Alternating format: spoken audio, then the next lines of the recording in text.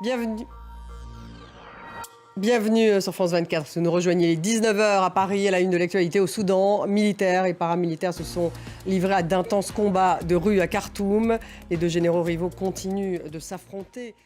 Et 19h10, la semaine dans le monde. On refait les unes internationales de la semaine avec nos éditorialistes. On va revenir sur la situation à Khartoum, sur la dérive autoritaire en Tunisie, mais aussi sur l'accord entre Fox News et Dominion aux États-Unis.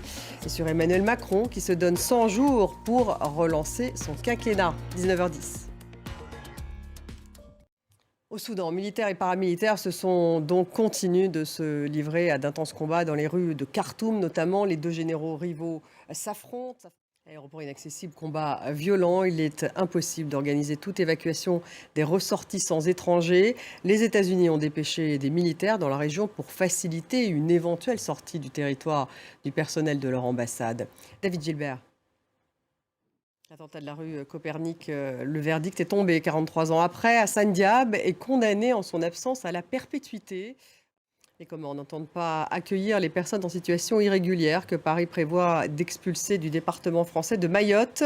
L'opération Wambouchou du ministre français de l'Intérieur et des Outre-mer, Gérald Darmanin, vise à déloger les migrants illégaux des bidonvilles de Mayotte et à les expulser en tout cas les sans-papiers, vers l'île comorienne. On fait le point.